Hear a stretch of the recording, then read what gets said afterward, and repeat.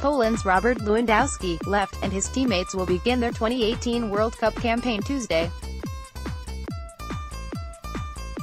Czarek Sokolowski, AP, I had been living in Warsaw for 2 years and had never taken much interest in soccer before the 1982 World Cup.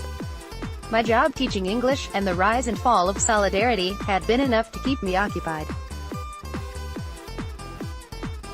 But school ended in June, permanently for me, as I was heading home shortly, just as the tournament was starting in Spain. With time on my hands, I joined friends in front of the TV. Poland starts its 2018 World Cup campaign Tuesday against Senegal, and, ahead of the match, I've been thinking back to that summer in Warsaw when I first learned to love the sport. I was astonished to see what men could do with their feet. The virtuoso displays of petty dexterity by the greatest players in the world seem to expand the concept of graceful. So this is what is meant by the beautiful game. There were collisions, to be sure, but it was the field sport that most resembled the dance, one that flowed back and forth over the grass with hardly an interruption. The ball was almost always in motion, unlike in baseball, a game one loved but many people find equally lacking in drama.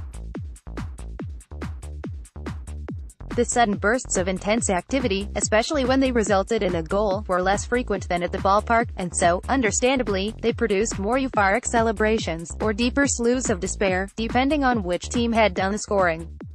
The other surprising aspect to me was how many non-teachers had time to watch soccer in the middle of a weekday. This probably would have been the case at any time, but Poland was into its 6th month of martial law. A general, Wojciech Jaruzelski, was in command of the country. The leader of Solidarity, Lech Walesa, was incarcerated. For decades, Poles had taken a cavalier view of work. They pretend to pay us, and we pretend to work, was a popular saying during those communist years, and it had only become more so during martial law. Work that had seemed meaningless before now appeared hopeless. Life wasn't far behind. Then, all of a sudden, into this despond appeared the biggest sporting event in the world. And Poland, a country that had literally been cut off from the world, on deck. 1981, the borders had been closed and telecommunications shut down, was a part of it. For the past 6 months, there had been little on TV and nothing to cheer about. Now the masses had their beautiful opiate.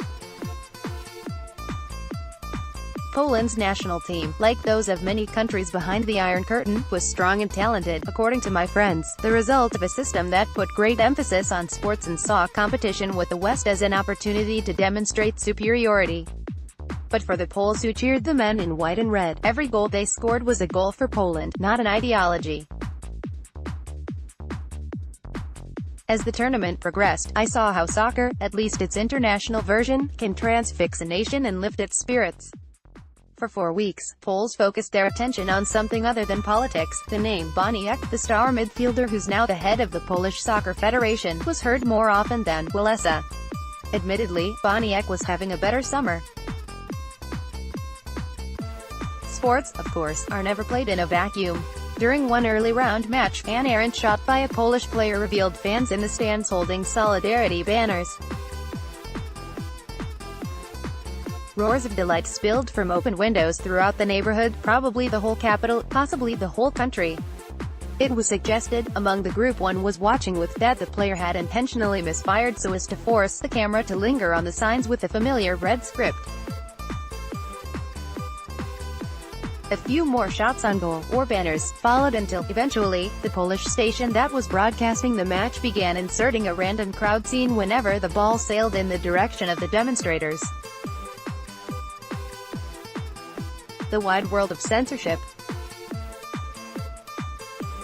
Poland made it to the semi-finals, edging out the Soviet Union, a satisfying achievement in any season, but especially that of martial law, which many people believed had been ordered from Moscow.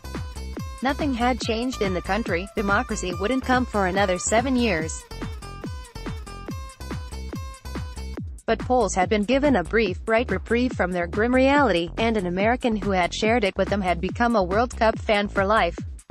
Read more. I love Mexico's national soccer team, but I can't celebrate the U.S. squad's failure.